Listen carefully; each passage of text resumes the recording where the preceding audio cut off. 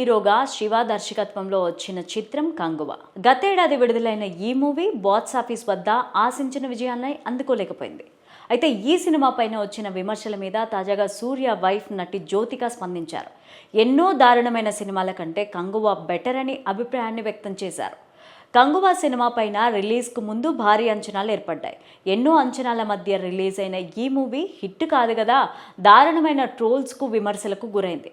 తాజాగా దీనిపైన మాట్లాడిన జ్యోతిక, దక్షిణాదిలో చాలా చెత్త సినిమాలు కమర్షియల్గా విజయం సాధించి వసూలు చేసిన సందర్భాలు ఉన్నాయన్నారు. కానీ తన భర్త చేసిన కంగువ సినిమా విషయంలో సమీక్షలు మరీ దారుణంగా రాశారని చెప్పారు. సినిమా ప్రారంభంలో కొద్దిసేపు ప్రేక్షకులకు కనెక్ట్ కాలేదు. అలాగే కొన్ని చోట్ల సన్నివేశాలు ఆశించిన స్థాయిలో ఆకట్టుకోలేకపోయి ఉండొచ్చు. కానీ అది చేయడానికి టీం ఎంతో కష్టపడింది.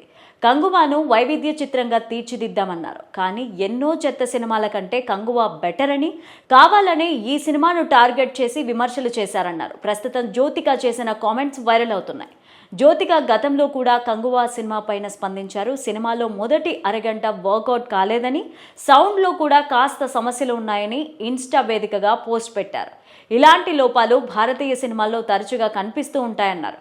ముఖ్యంగా సరికొత్త నేపథ్యంలో సినిమా చేయాలని ప్రయత్నించినప్పుడు ఇలాంటివి జరుగుతాయన్నారు జ్యోతిక.